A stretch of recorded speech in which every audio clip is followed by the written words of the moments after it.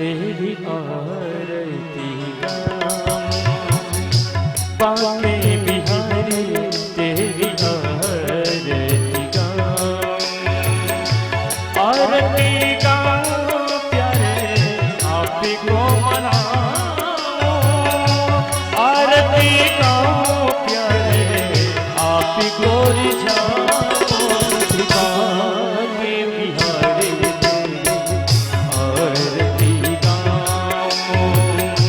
श्याम सुंदरो तेरी आरती गाऊं।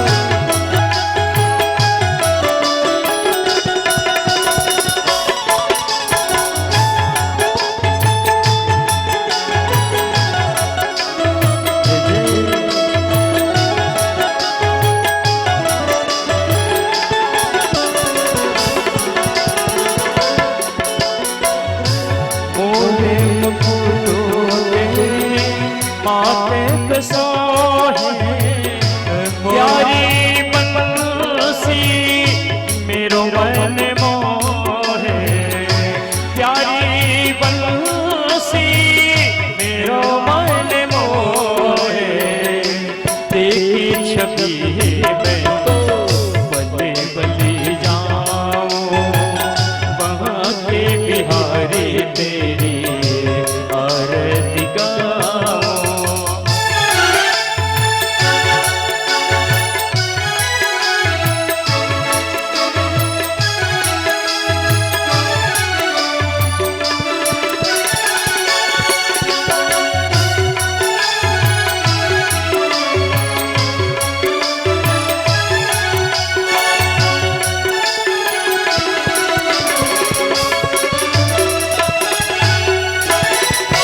चरणों से निकली है गंगा प्यारी, जिसने सारी दुनिया तारी, चरणों से निकली है गंगा प्यारी, जिसने सारी दुनिया तारी, उन चरणों के मैं दर्शन पाऊं, कृपा के बिहारी तेरी आरती गाऊं।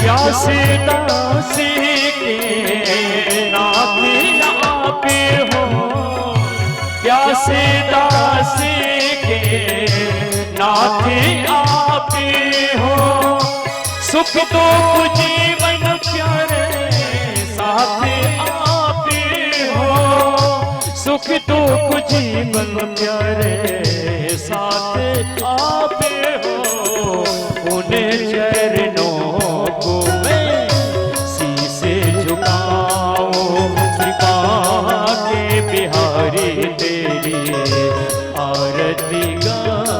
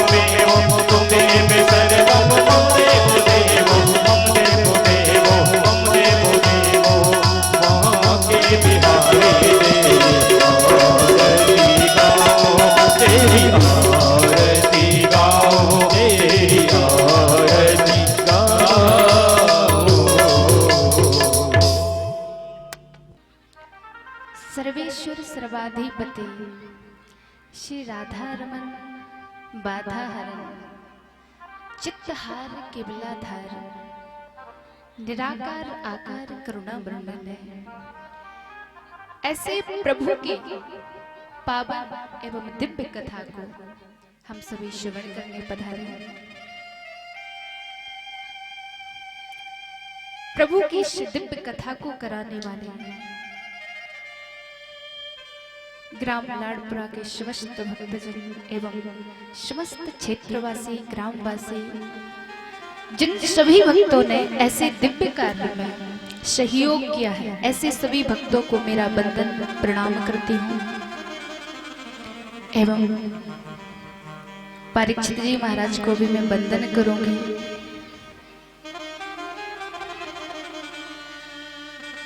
प्रभु की पावन कथा को श्रवण करने पधारे समस्त श्रोता सज्जन, शक्ति स्वरूपा माताएं बहनें, भैया बहन, बाल वृंद, गोविंद हरे मुरारे हे नाथ नारायण वासुदेव श्री कृष्ण गोविंद हरे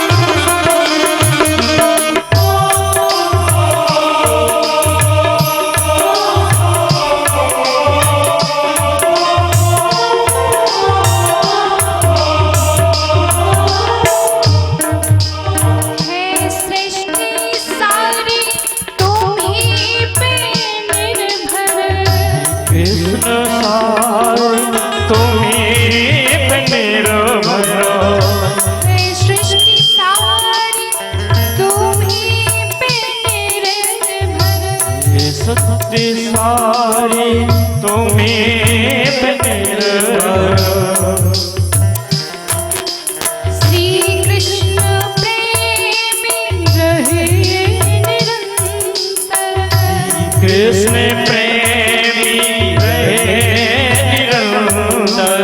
श्री कृष्ण प्रेमी रहे निरंतर, कृष्ण प्रेमी रहे निरंतर।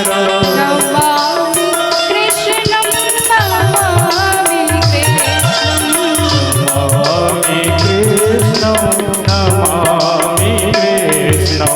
श्री कृष्ण गोविंद हरे मुरारी, हे नाथ नारायण वासुदेवा। श्री कृष्ण गोविंद हरे मुरारी, हे नाथ नारायण वासुदेवा। राधा रमण लाल की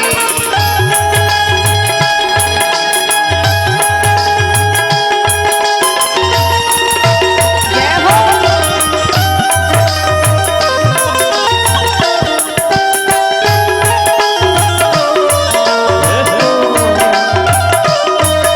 श्री कृष्ण गोविंद हरे मुरारी, हे नाथ नारायण वासुदेवा।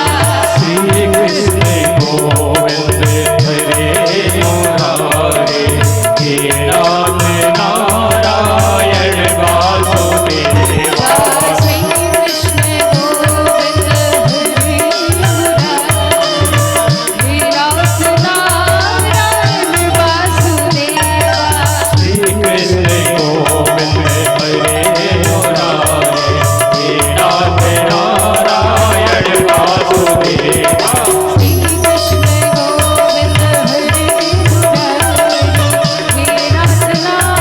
नारायण वासुदेवा।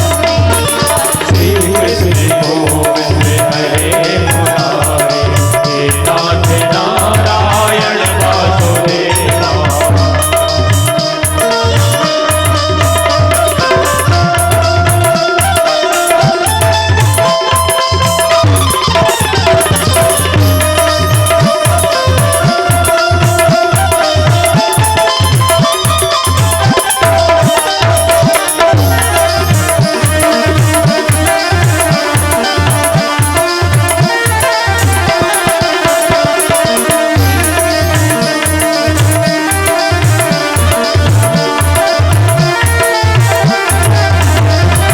श्री कृष्ण गोविंद हरे मुरारी, हे नाथ नारायण वासुदेवा।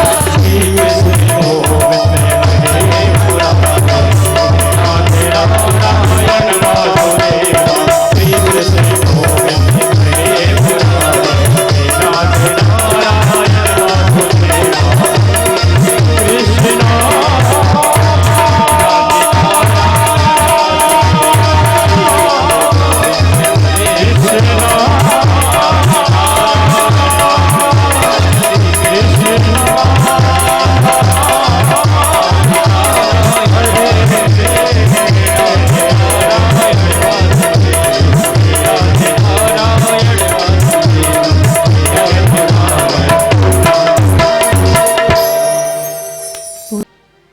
हम सभी प्रवेश करते हैं।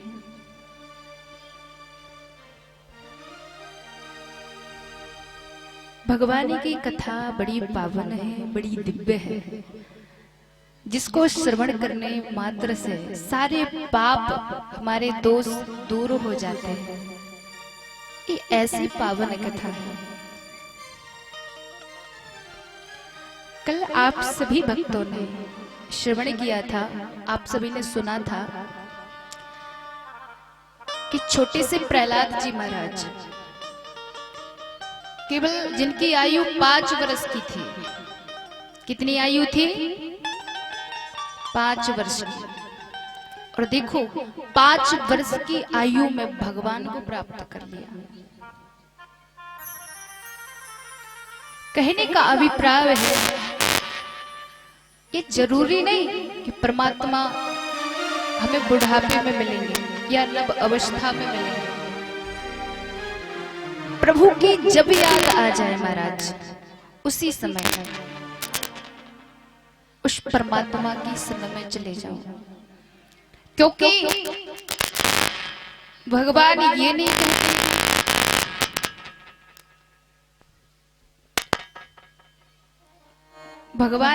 कहते कि आप महाराज जब पढ़े लिखे हो तब मेरी शरण में आना, क्योंकि परमात्मा तो कहते हैं कि जब भाव आ जाए तभी मेरी शरण में आ जाना। अच्छा एक बात बताइए आप सब, जब आप मंदिर जाते हो तो मंदिर में फूल खिला हुआ चढ़ाते कि मुरझाया हुआ? थोड़ा बोलिए, खिला हुआ चढ़ाते ना। तो फिर भगवान को अपना जो जीवन है जब मुरझा जाता है, जब हमारा बुढ़ापा आ जाता है, तब प्रभु की शरण में क्यों जाते हैं? अगर उससे पहले चले जाए ना तो फिर कल्याण होने से कोई रोक नहीं सकता। लेकिन हम सबकी ये स्वाभाविक स्थिति बन चुकी है महाराज। हमने एक भाव बना लिया है, हम कहते बुढ़ापा आएगा तब भजन करेंगे। लेकिन मैं कहती हूँ महाराज, जिस समय प्रभु की याद आ जाए उसी समय प्रभु की शरण में शरणागत हो जाइए, क्योंकि भजन करने की कोई आयु नहीं होती है, कोई उम्र नहीं होती है कि इस उम्र में भजन करना चाहिए। मैं तो कहती हूँ कि महाराज नव अवस्था से ही भगवान के चरणों में समर्पित हो जाना, क्योंकि मेरे प्रभु कहते हैं बस एक बार, ज्यादा नहीं, अगर कोई मेरे दरबार में आकर के एक बार कहते हैं कि हे प्रभु मैं आपका हूं, आप मेरे हो, फिर आपको अपने जीवन की चिंता नहीं करनी है। फिर देखो हमारे ठाकुर जी आपकी डोर कैसे संभालते हैं। इस जीवन रूपी जो रथ है, इसकी बागडोर भगवान के हाथों में सौंप दो महाराज। इस जीवन रूपी रथ की जो बागडोर है वो ठाकुर जी के हाथों में सौंप दो, फिर देखना आपका रथ कितना बढ़िया चलेगा।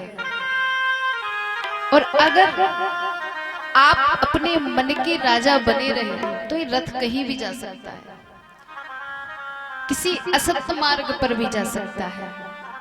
और अगर आपने अपने जीवन की डोर मेरे प्रभु के हाथों में सौंप देना, फिर इतना बढ़िया मेरे प्रभु आपके जीवन की डोर को चलाएंगे कि आप कभी गलत मार्ग पर नहीं जाओगे।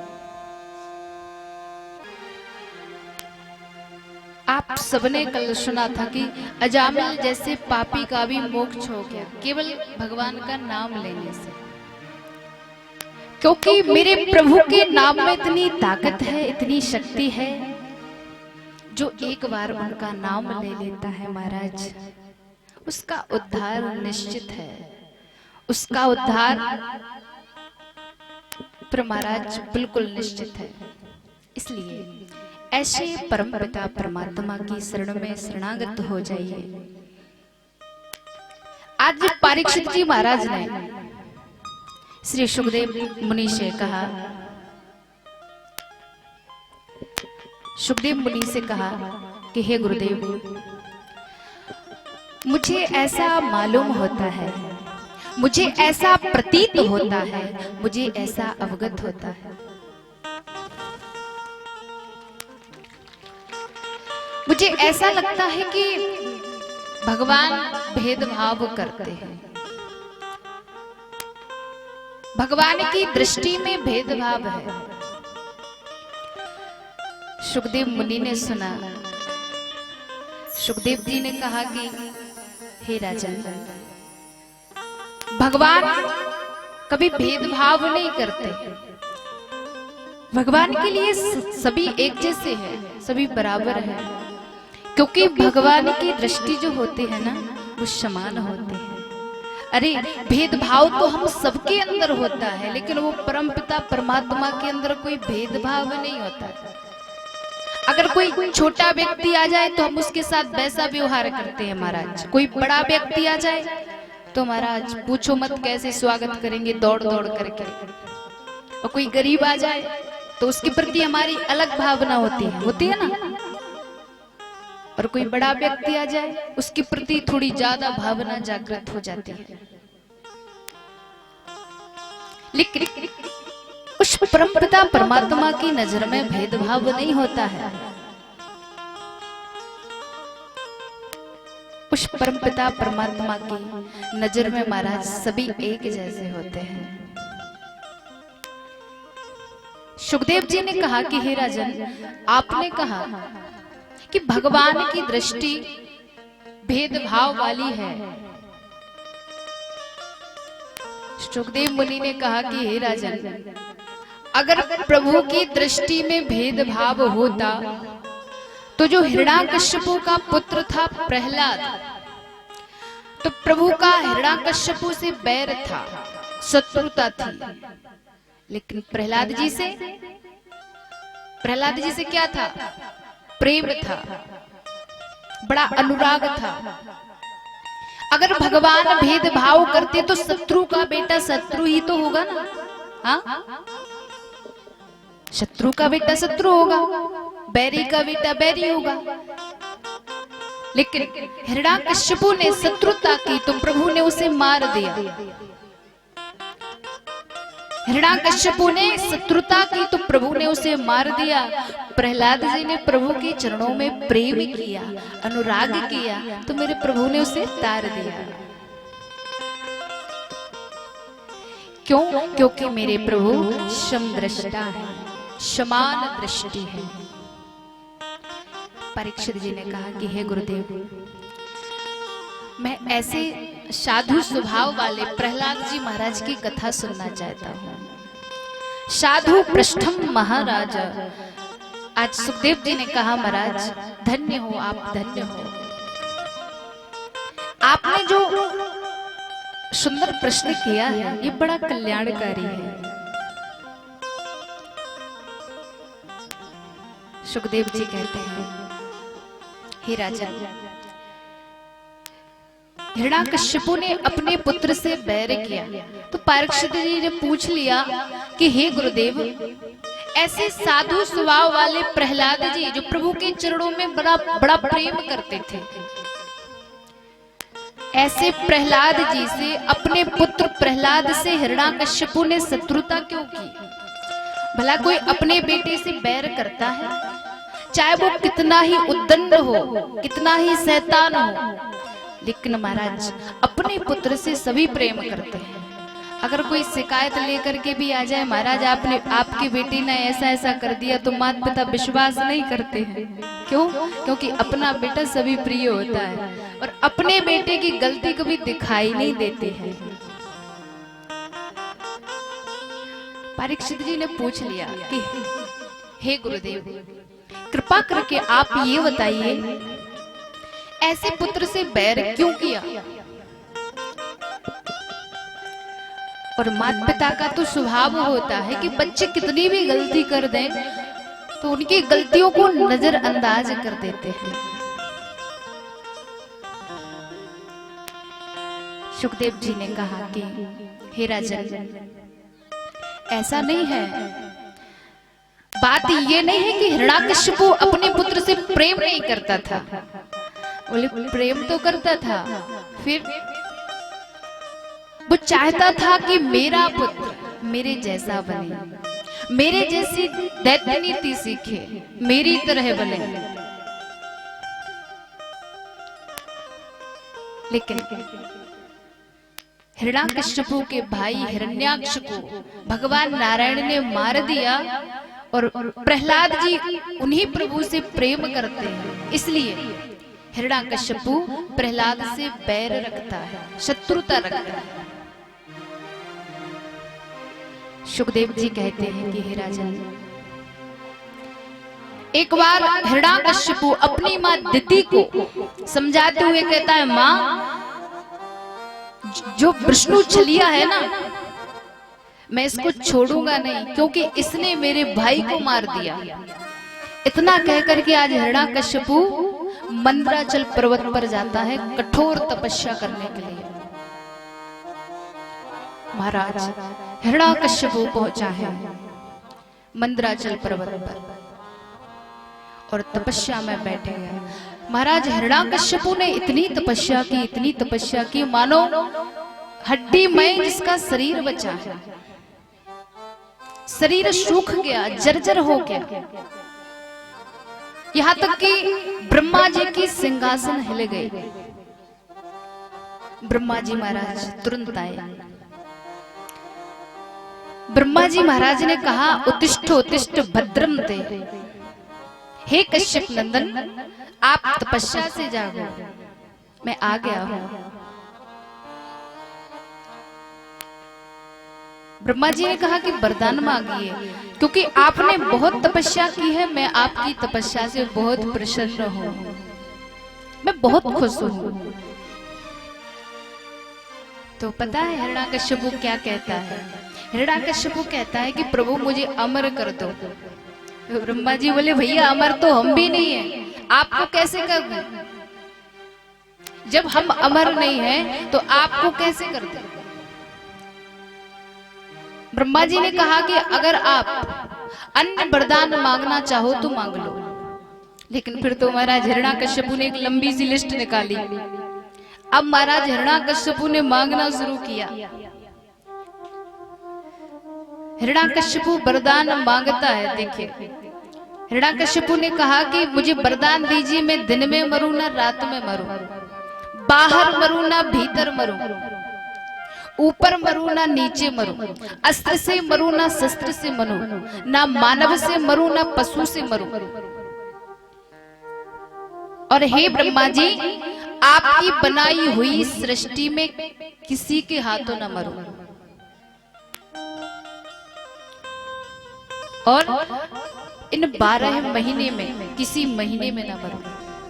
ब्रह्मा जी ने सुना। ब्रह्मा जी ने कहा तथास्तु तथास्तु तथास्तु, मानो ऐसा ही हो, ऐसा ही हो। ब्रह्मा जी अंतर ध्यान हो गए। अब देखो हिरण्याकश्यपु वरदान प्राप्त करके आता है। महाराज बड़ी अकड़ के साथ चलता है, बड़े अहंकार में चलता है। महाराज यहां तक कि सभी देवी देवताओं को परेशान कर रखा। जल भरवाता है, झाड़ू लगवाता है, बेचारे देवता कंदराओं में छुप करके रह रहे हैं, क्योंकि हिरण्याकश्यपु का बड़ा भय है। उसी समय देवी देवताओं ने प्रभु से प्रार्थना की तो आकाशवाणी हुई कि अरे देवताओं चिंता मत करो, इसी के घर में मेरा भक्त आएगा जिसके कारण मैं अवतार लूंगा और हिरण्याकश्यपु का उद्धार कर दूंगा। महाराज हिरण्याकश्यपु का बड़ा आतंक है। सभी देवी देवता महाराज डर के मारे छुपे रहते हैं कंदराओं में। लेकिन महाराज हिरण्याकश्यपु की जो पत्नी थी कयाधु, इससे 4 पुत्र प्रकट हुए। कितने? 4। सबसे छोटे जो थे महाराज प्रहलाद जी। धन्य महाराज प्रहलाद। जिस प्रकार भगवान के अंदर सभी गुण हैं, अनंत गुण हैं, ऐसे ही महाराज छोटे से प्रहलाद जी के अंदर समस्त गुण हैं, जिनका स्वभाव साधुओं की तरह है, जो भगवान में लीन रहते हैं, भगवान का भजन करते हैं। और देखो हमारे प्रहलाद जी महाराज को छोटे से ही एक रोग लग गया था। उस रोग का नाम क्या है? एक ग्रह लग गया था। वैसे आपने सुना होगा कि 9 ग्रह होते ना, 9 ग्रह होते, पर जो 10वां ग्रह है ना वो हमारे बांके बिहारी है। अगर महाराज आप चाहते हो कि ये 9 ग्रह हमसे दूर रहे तो बांके बिहारी रूपी ग्रह को पकड़ लेना। ये 10वां ग्रह जिस दिन आपको लग जाएगा तो 9 ग्रह अपने आप दूर हो जाएंगे। इसलिए जो ग्रह प्रहलाद जी को लग गया महाराज, ये हम सबको लग जाए फिर तो कहना ही क्या है।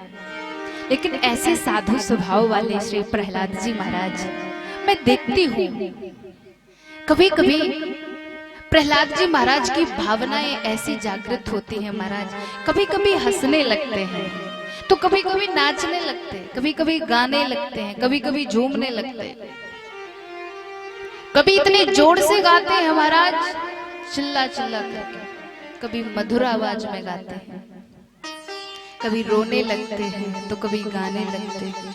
महाराज यही भक्तों की दशा होती है। जिन भक्तों के अंदर प्रेम होता है महाराज, उनके अंदर ऐसी ही भावना जागृत होती है। दुनिया वालों को देखने में लगता है कि ये पागल है, लेकिन उन्हें ये मालूम नहीं कि ये प्रेमी है।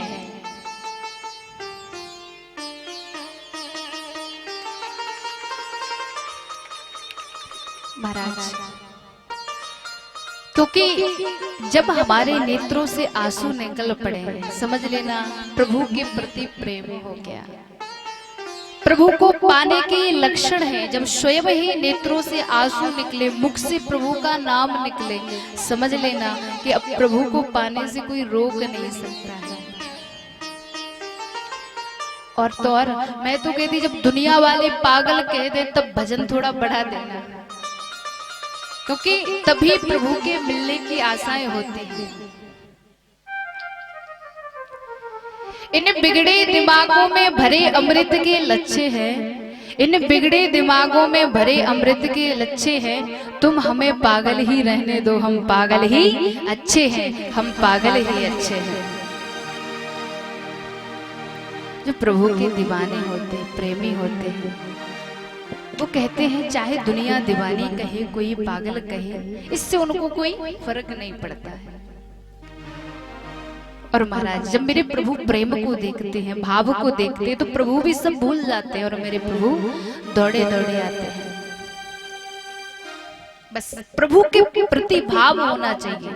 भगवान कभी ये नहीं कहते आप आकर के मेरे दरवाजे पैसा चढ़ाओ या धन चढ़ाओ या रुपया चढ़ाओ, कभी नहीं। भगवान कहते हैं अगर आप मुझे कुछ देना चाहते हो, कुछ समर्पित करना चाहते हो, अपना मन दे दो, अपना मन मुझे दे दो। और जब ये भक्त अपना मन प्रभु को दे देता है महाराज, फिर ये मन भगवान के चरणों में लग जाता है। फिर ये मन कहीं आपका भटकेगा नहीं, जाएगा नहीं। कहते हैं ना कि भगवान की कृपा हमारे ऊपर है।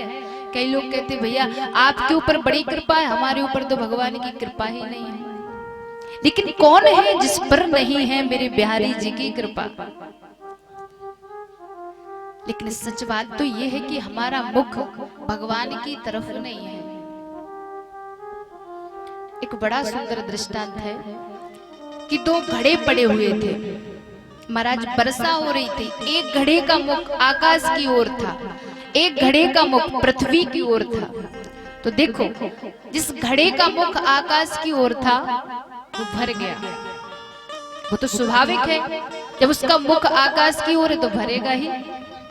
और महाराज जिसका मुख नीचे की ओर था उसके ऊपर से ही पानी निकल गया।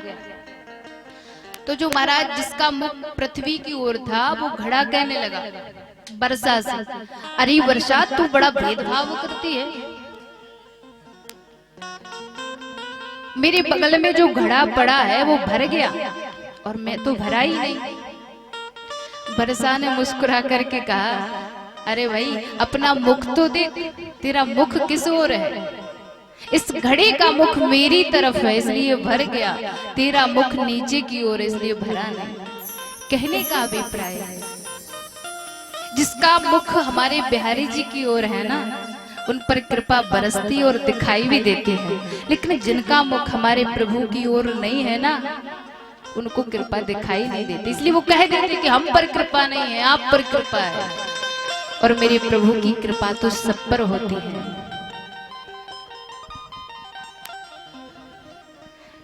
क्योंकि मेरे प्रभु बड़े करुणामय हैं। अरे कौन जीव होगा जो प्रभु की कथा ना सुनना चाहे, जो प्रभु की कथा का पान ना करना चाहे। महाराज जो भक्त होते वो एक सेकंड एक मिनट भी भगवान की कथा के बिना रह नहीं पाते हैं, क्योंकि उनका जीवन ही कथा में होता है। कथा मात्रे जीवन। और दूसरी बात, कलयुग में तो इतना सरल उपाय है प्रभु का भजन करने का कि कोई जप नहीं करना है, कोई समाधि में नहीं बैठना, कोई यज्ञ नहीं करना है। बस एक बार राम नाम कहने से ही भव पार हो जाता है।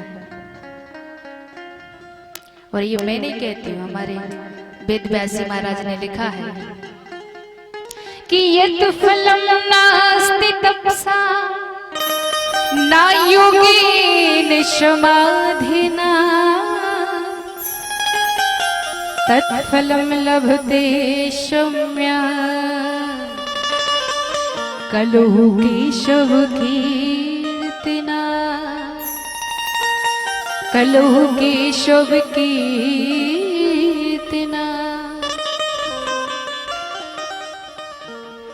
यत् फलं नास्ति तपसा न योगेन समाधिना। कोई आपको जप तप नहीं करना है, कोई आपको भजन नहीं करना है, केवल और केवल राम कहना है। राम कहने देने से ही बेड़ा पार है। यत् फलं नास्ति। केवल महाराज प्रभु का नाम लेने से ही बहुत सी बेड़ा पार है। और मैं तो कहती हूँ कलयुग में तो सबसे सरल उपाय है। कई लोग कहते हैं कलयुग बुरा है, बुरा है। मैं तो कहती हूँ कलयुग जैसा युग ही नहीं है। एक बार आप पुकार करके तो देखो, बुला करके तो देखो मेरे प्रभु कैसे नहीं आते हैं। क्योंकि भक्त कभी नहीं कहते कि हे प्रभु हमें सुख दो या दुख दो, वो दोनों में ही बड़े प्रसन्न है। कि तेरे फूलों से भी प्यार।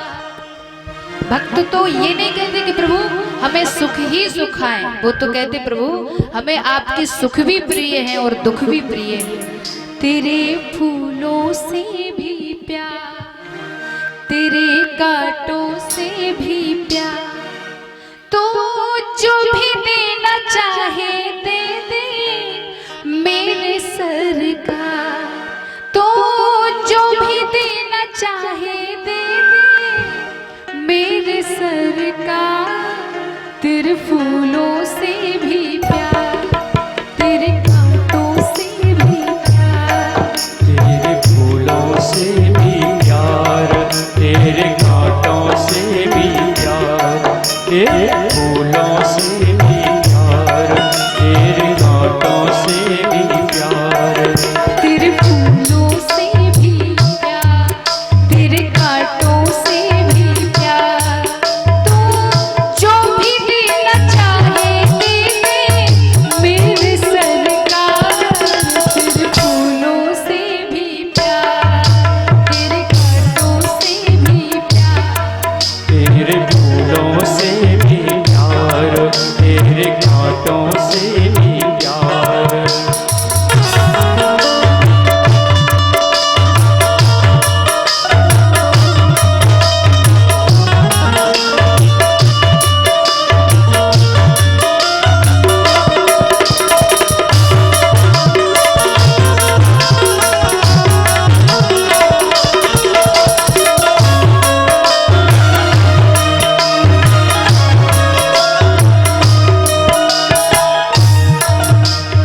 और हे प्रभु इतना ही नहीं,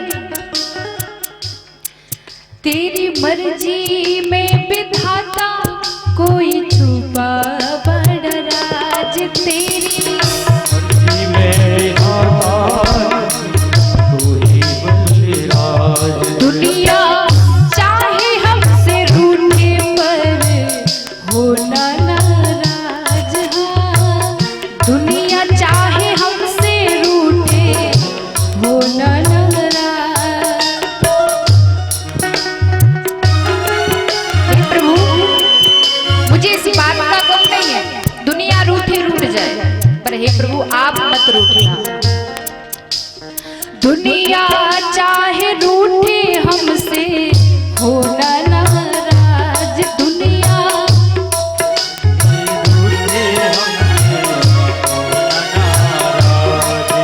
बंधन है बार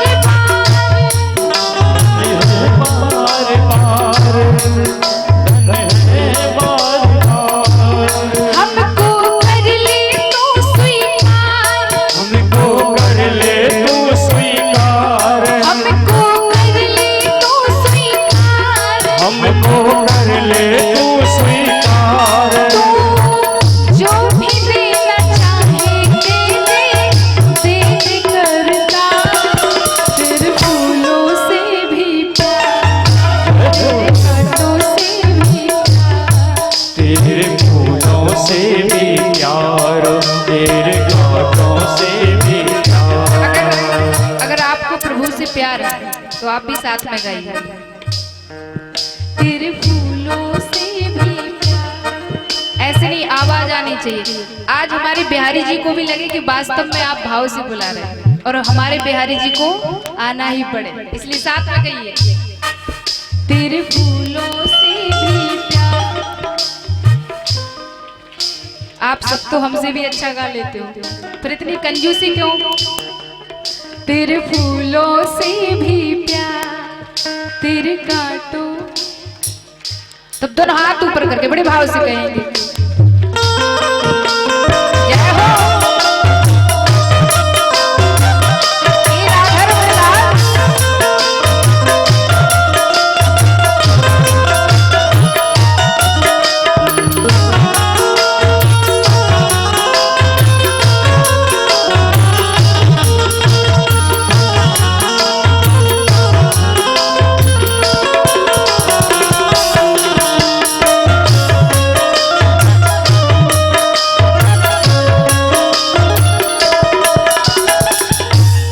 और ही प्यारे,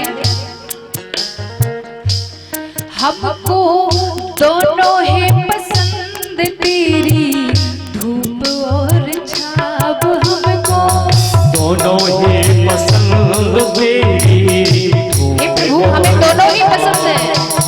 हमको हमको दोनों है पसंद तेरी धूप और छाव, हमको दोनों ही पसंद तेरी धूप और छाँव। मालिक किसी भी दिशा में ले चल जिंदगी की नाव, मालिक किसी भी दिशा में ले चल जिंदगी की राह। मालिक किसी भी दिशा में ले चल जिंदगी की नाव, मालिक किसी भी दिशा में ले चल जिंदगी की राह। चाहे हमें लगा दो पार या डुबो दो ये मझधार, चाहे हमें लगा दो पार, चाहे डुबो दो मझधार। चाहे हमें लगा दो पार या डुबो दो ये मझधार, चाहे हमें लगा दो पार, डुबो दो मझधार। जो भी देना चाहे दे मेरे करता, तेरे फूलों से भी प्यार, तेरे कांटों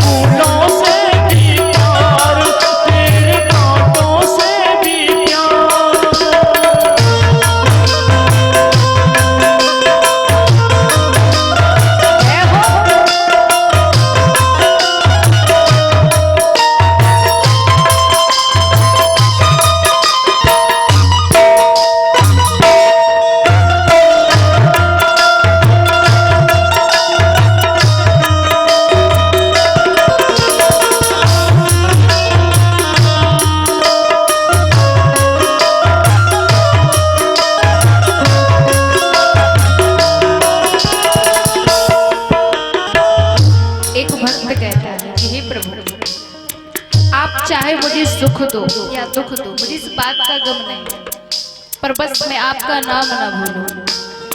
चाहे सुख दे या दुख, चाहे खुशी दे या गम, चाहे सुख दे या दुख, चाहे खुशी दे या गम, चाहे सुख दे या दुख, चाहे खुशी दे या गम, चाहे सुख दे या दुख, चाहे खुशी दे या गम। मालिक जैसे भी रखोगे वैसे रह लेंगे हम। मालिक जैसे भी रखोगे आप भी कहते हो हे प्रभु, आप जैसे रखोगे वैसे रह लेंगे। मालिक जैसे भी रखोगे वैसे रह लेंगे हम। मालिक जैसे भी रखोगे वैसे रह लेंगे हम। चाहे खुशी भरा संसार ये दे आंसुओं की धार, संसार चाहे आंसुओं के साथ, चाहे खुशी भरा संसार दे आंसुओं की धार, चाहे खुशी भरा संसार चाहे आंसुओं की धार। तू जो भी देना चाहे दे दे मेरे सरकार। तेरे फूलों से भी प्यार, तेरे कांटों से भी प्यार, फूलों से भी प्यार, तेरे कांटों से भी प्यार।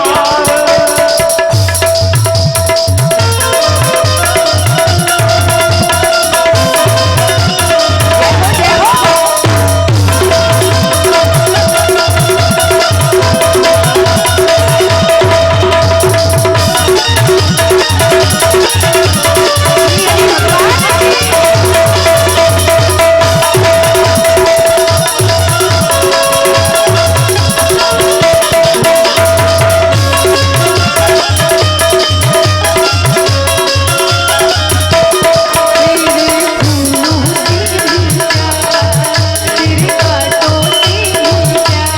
तेरे फूलों से भी प्यार, तेरे कांटों से भी प्यार। तेरे फूलों से भी प्यार, तेरे कांटों से भी प्यार, तेरे फूलों से भी प्यार, तेरे कांटों से भी प्यार, तेरे कांटों से भी प्यार। तेरे फूलों से भी प्यार, तेरे कांटों से भी प्यार। जो भक्त होते हैं वो कहते हैं प्रभु, चाहे आपके दुख हो चाहे आपके सुख हो, मैं दोनों ही स्वीकार है। तो जो भी देना चाहे दे दे मेरे सरकार। तो जो भी देना चाहे दे दे मेरे सरकार। तेरे फूलों से भी प्यार, तेरे कांटों से भी प्यार। और इतना ही नहीं, हमको दोनों है पसंद तेरी धूप और छाँव। हमको दोनों है पसंद तेरी धूप और छाँव। मालिक किसी भी दिशा में ले चल जिंदगी की नाव। जब प्रभु के हाथ में डोर सौंप दी है तो हे प्रभु किसी भी दिशा में ले जाओ, कोई चिंता की बात नहीं है। मालिक किसी भी दिशा में ले चल जिंदगी की नाव। ऐसे हमारे श्री प्रहलाद जी महाराज, जिन्होंने अपने जीवन की बागडोर प्रभु के हाथों में सौंप दी है, भगवान के हाथों में सौंप दी है। ऐसे प्रहलाद जी महाराज श्री सुखदेव महाराज कहते हैं कि हे राजा, हिरण्याकशिपु अपने पुत्र प्रहलाद जी से प्रेम बहुत करता है, बड़ा प्रेम करता है, लेकिन वो चाहता है मेरा पुत्र मेरे जैसा बने, दैत्य नीति सीखे। देखो हर पिता की इच्छा होती है कि हमारा बेटा हमारे जैसा बने, है ना। अगर हमारी इस गांव में चलती है तो बेटे की भी चले, अगर हम जॉब करते हैं तो हमारा बेटा भी जॉब करे, है ना। ऐसी इच्छा होती है। ऐसे ही हिरण्यकश्यप चाहता है कि मैं सबको डरा धमका करके रहता हूँ, मेरा बेटा भी ऐसे ही बन जाए। लेकिन धन्य है प्रहलाद जी महाराज, वो नहीं चाहते हैं। वो अपने मालिक के चरणों में रहना चाहते हैं, प्रभु के चरणों में रहना चाहते हैं। हिरण्यकश्यप ने अपने पुत्र प्रहलाद को शिक्षा अध्ययन करने के लिए गुरुकुल में भेजा।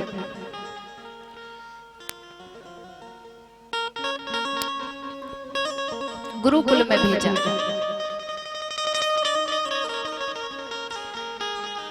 महाराज शुक्राचार्य गुरुदेव के पुत्र है शंडामृग। ये दोनों पढ़ाने का काम करते हैं। प्रहलाद जी महाराज को गुरुकुल में छोड़ करके आए।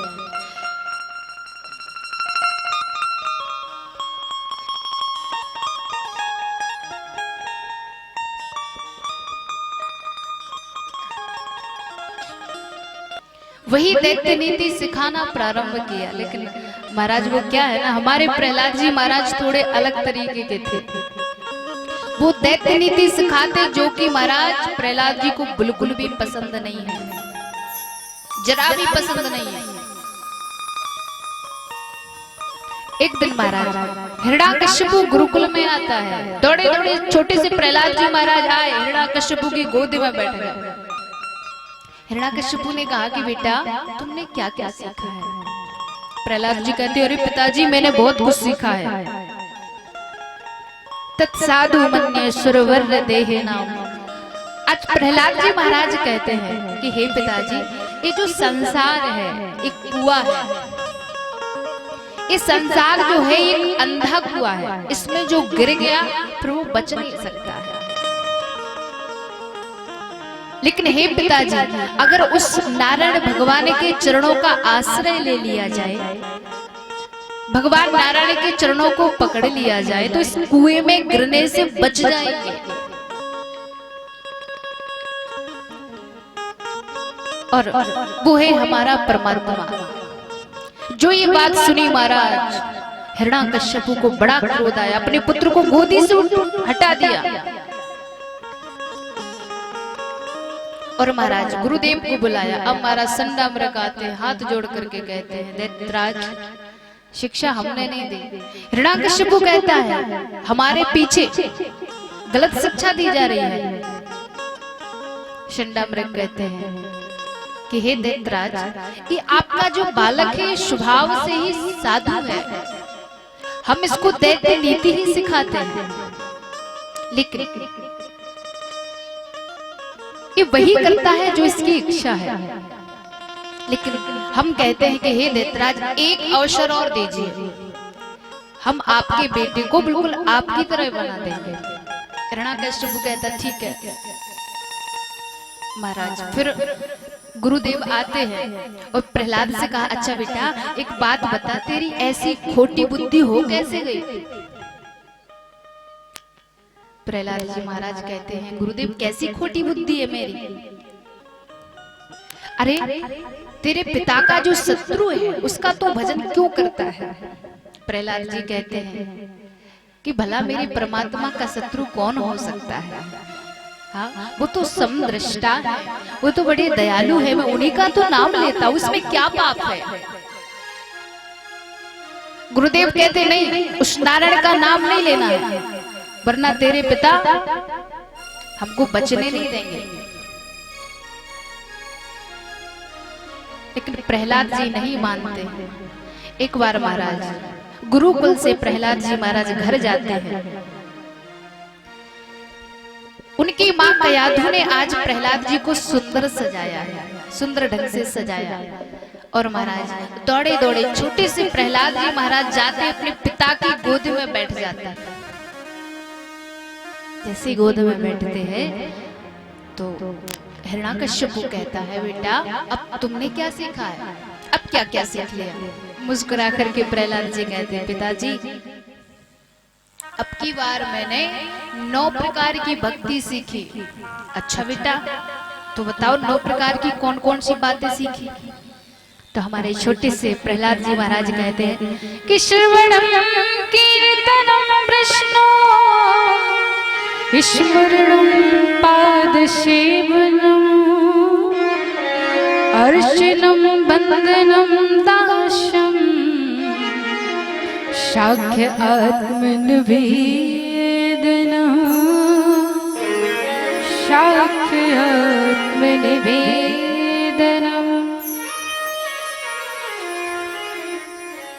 छोटे से प्रहलाद जी महाराज कहते हैं, श्रवणम कीर्तनम विष्णु स्मरणम पाद सेवनम।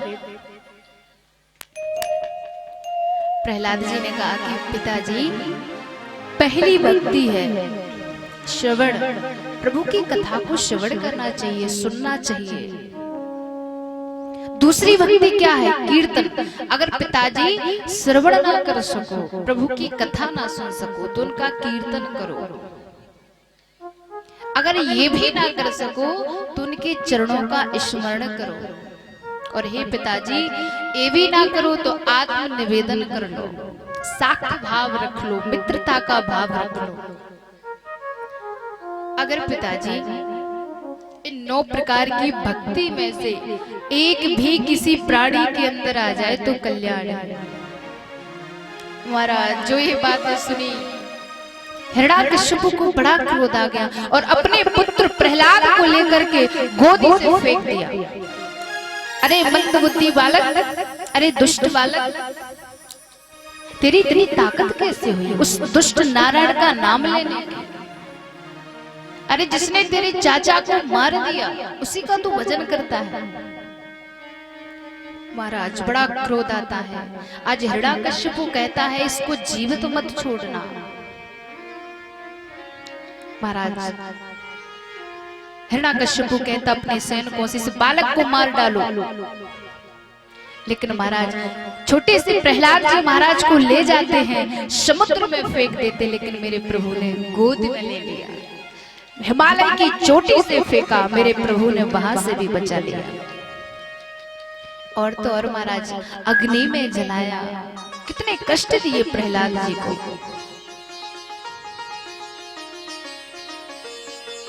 आज हिरण्याकश्यप इतना निष्ठुर बन गया, इतना निष्ठुर बन गया कि बेटे पर जरा भी दया नहीं आती है। और तो जहर के भोजन करवाए, लेकिन प्रहलाद जी को कुछ नहीं होता। और तो और मत वाले हाथियों के बीच में प्रहलाद जी को डाल दिया। लेकिन महाराज जैसे वो हाथी प्रहलाद जी के ऊपर पैर रखते उन्हें याद आ जाता है, अरे ये तो उसी परमात्मा का भक्त है जिन्होंने हमारी जाति वाले की रक्षा की थी, गजराज की रक्षा की थी। आज प्रहलाद जी महाराज को सूंड से उठा करके अपने पीठ पर बिठा लिया हाथी ने। देखते ही रह गए महाराज। हिरण्याकश्यप उसके सैन्य के दृश्य देखते हैं। अब तो हिरण्याकश्यप कहता है ये मायावी बालक है, ये ऐसे मरेगा नहीं। उसी समय महाराज शंडामृग आते हैं और कहते हैं महाराज एक मौका और दीजिए, बस एक मौका। अब हमारे गुरुदेव स्वयं प्रहलाद को पढ़ाएंगे। और महाराज पुनः प्रहलाद जी को गुरुकुल ले जाते हैं।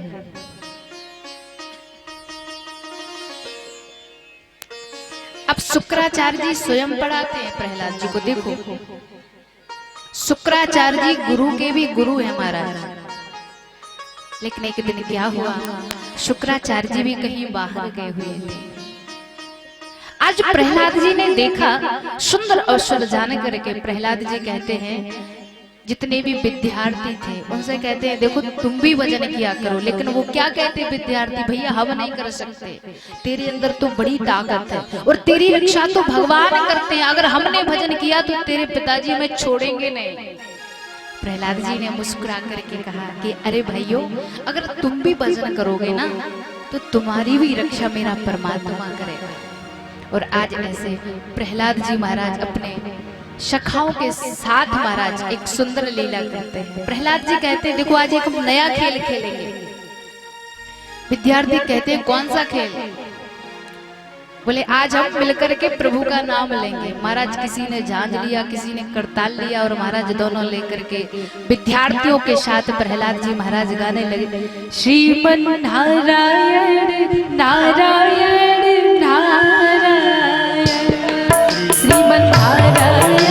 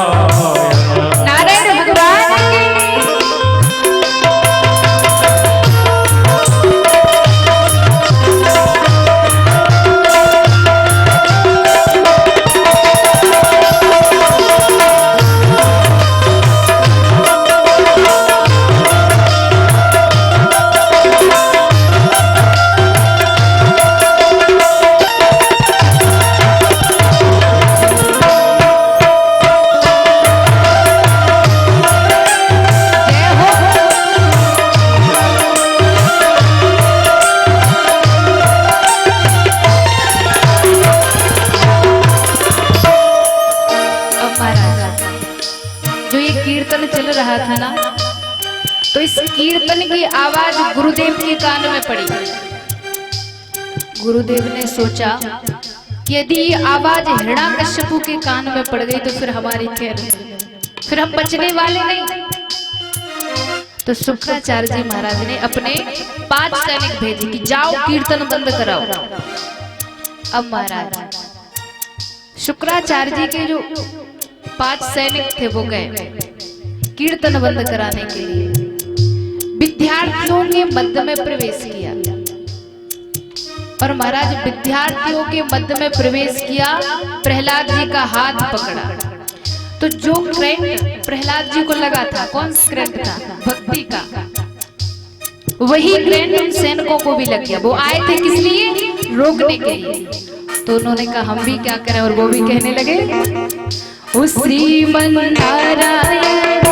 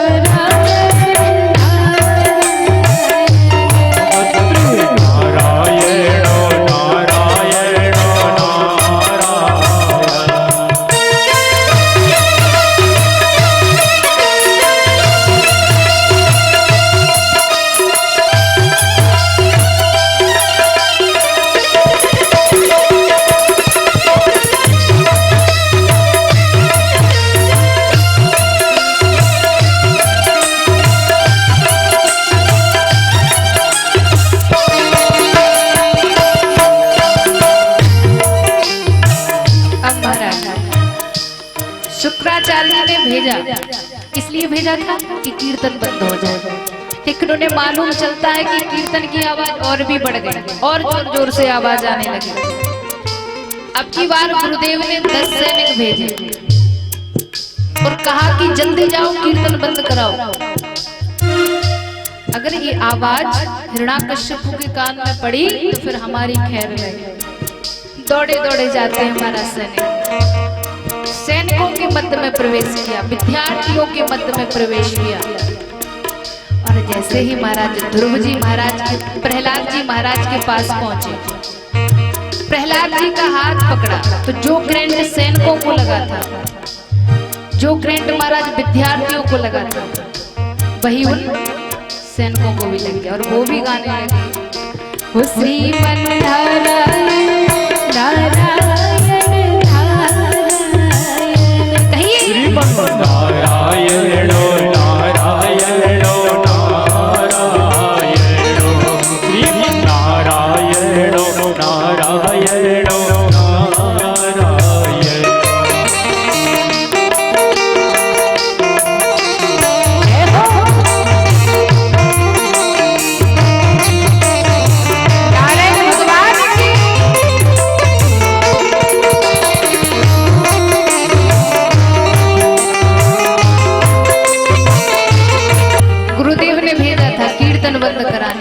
मालूम क्या चलता है कि और भी जोर से आवाज आने लगी।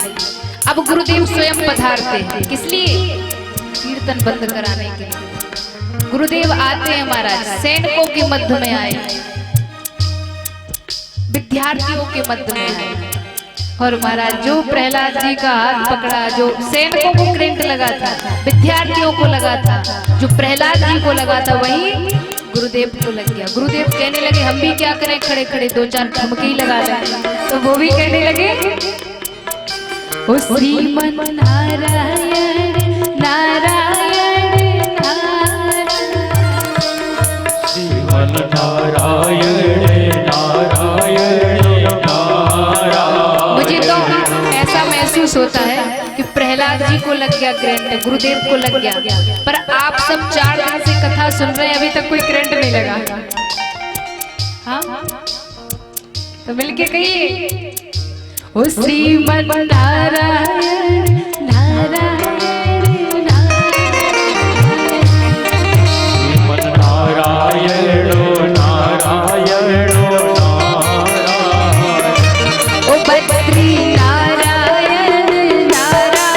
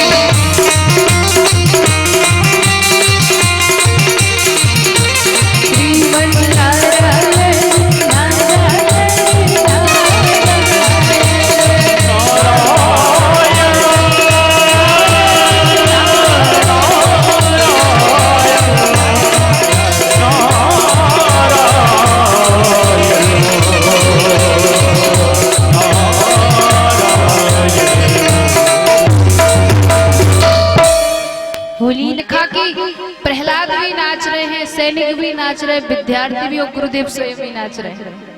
एक मुष्टि महाराज पृथ्वी पर दिया, धड़ाम से आवाज हुई, कीर्तन बंद हो गया। हिरण्याकश्यप को कहता बंद करो कीर्तन। गुरुदेव ने देखा महाराज थर थर कांपने लगे।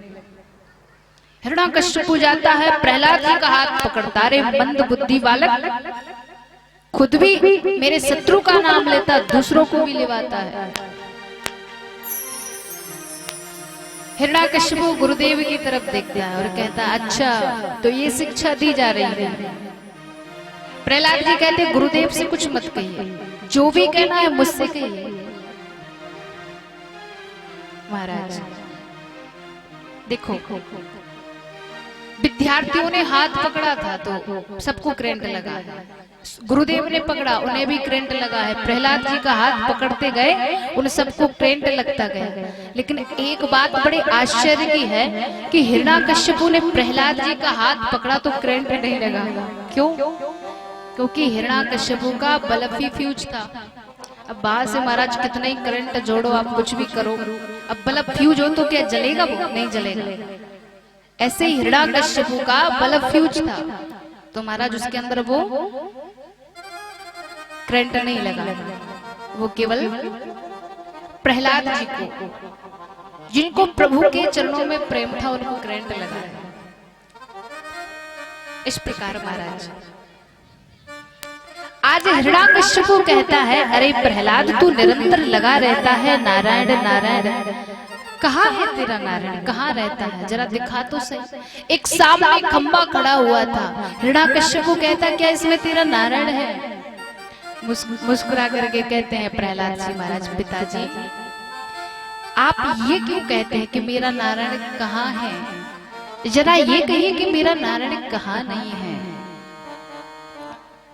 मेरे प्रभु वही है जहां पर एक भक्त के अंदर प्रेम जागृत होता है, जहां भक्त की श्रद्धा हो जाती वही मेरे प्रभु प्रकट हो जाते। इसलिए हे पिताजी इस खब्बे में भी मेरे प्रभु हैं। थे नहीं महाराज, लेकिन प्रहलाद जी का विश्वास था, अटूट विश्वास। आज हिरण्याकश्यप महाराज मुष्टिक लेकर के खंबे की तरफ दौड़ता है और जाकर के महाराज एक मुष्टिक दिया, खंबा फट गया और खंब से नरसिंह भगवान का प्राकट्य हो गया। भोली नरसिंह भगवान की जय हो। नरसिंह भगवान प्रकट हुए, एक दहाड़ लगाई महाराज, मुंह के बल पृथ्वी पर हिरण्याकश्यप गिरता है। बेचारा जैसे तैसे करके उठा। भगवान नरसिंह ने आज हिरण्याकश्यप को पकड़ा महाराज और बीच दहली पर ले गए, अपनी जंघा पर लिटा लिया। प्रभु ने कहा कि अब मैं तुझे मारूंगा। हिरण्याकश्यप कहता मुझे नहीं मार सकते। बोले क्यों?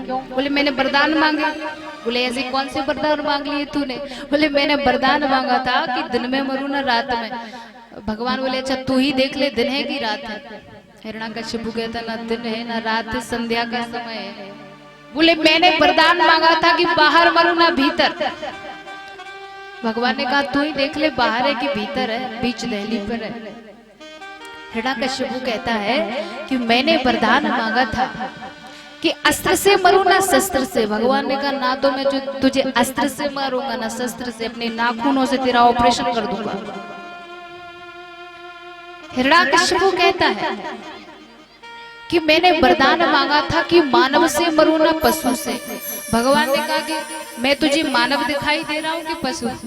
ना तो प्रभु मानव ही ना पशु में, आधा नर आधा सिंह, तो प्रभु का नाम हुआ नरसिंह।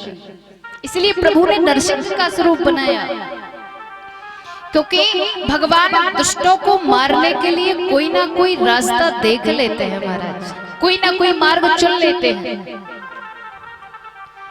हिरण्याकश्यप कहता है कि मैंने वरदान मांगा था 12 किसी महीने में ना मरूं। भगवान ने कहा इसलिए तेरे लिए स्पेशल 13वां महीना बनवाया है, अधिक मास का।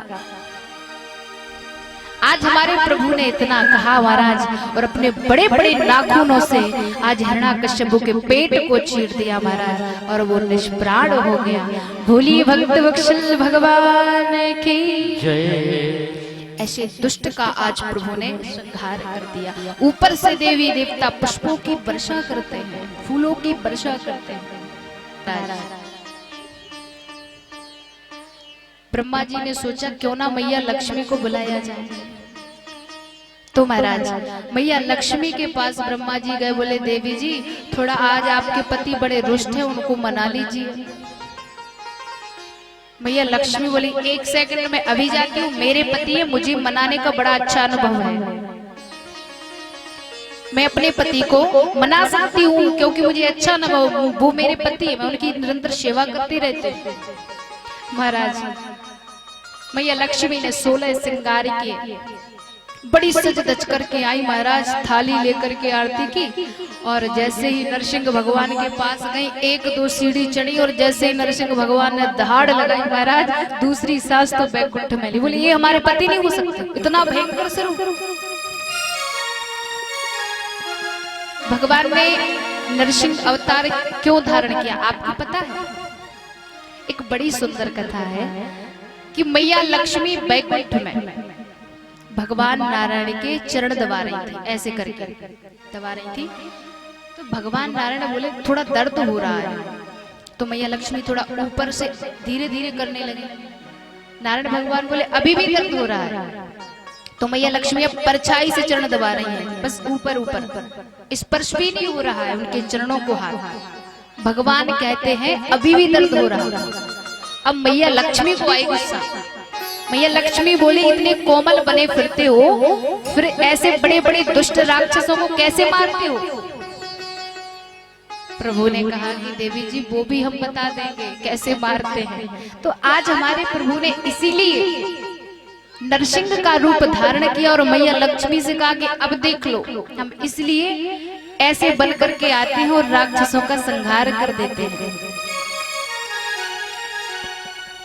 कहा कि कोई मना नहीं सकता है प्रभु को, लेकिन नारद जी जान गए कि बिना प्रहलाद के प्रभु नहीं मन सकते। आज नारद जी प्रहलाद जी के पास गए और प्रहलाद जी से कहा कि बेटा केवल तू ही भगवान नरसिंह को मना सकता है, इसके अलावा किसी की सामर्थ्य ही नहीं है। आज छोटे से नन्हे से प्यारे से प्रहलाद जी महाराज जाते हैं, धीरे धीरे जाते हैं महाराज, आराम से गए, प्रभु के चरणों में साष्टांग लेट गए। प्रभु ने देखा कि एक नन्हा सा छोटा सा बालक मेरे चरणों में पड़ा है। आज हमारे नरसिंह भगवान ने छोटे से प्रहलाद जी महाराज को उठा लिया, महाराज अपनी गोद में बिठा लिया। जो गोद किसी को नहीं मिलती, ऐसी परम पिता परमात्मा की गोद में आज प्रहलाद जी महाराज बैठे। जो हस्त कमल के लिए तरसते हैं भक्त, आज वो महाराज प्रहलाद के सर पर प्रभु फेरते हैं वो हस्त कमल।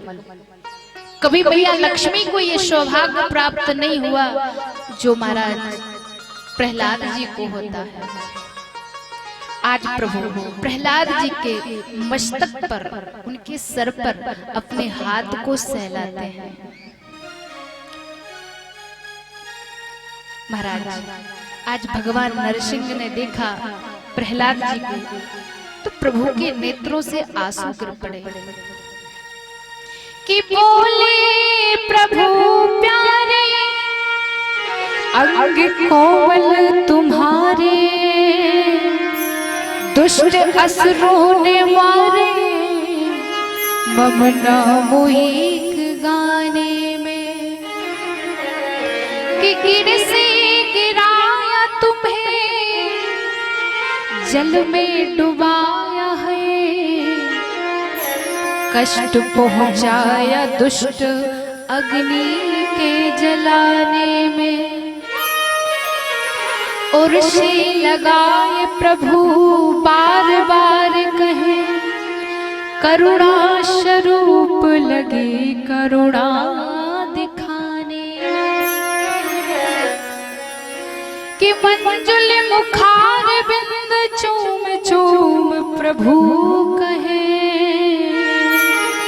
क्षमा करो भक्त मोहे देर भई आने में, क्षमा करो भक्त मोहे देर भई आने में।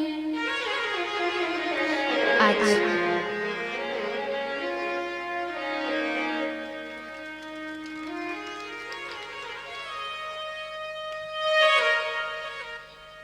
ऐसे परम पिता परमात्मा जो करुणा के अवतार हैं वो कहते हैं कि हे प्रहलाद भक्त मुझे माफ कर दो, मैंने तुम्हारी रक्षा करने में बहुत देर कर दी। मैं अपने छोटे छोटे भैया बहनों से थोड़ा निवेदन करूंगी, थोड़ा शांति का वातावरण बनाए रखें।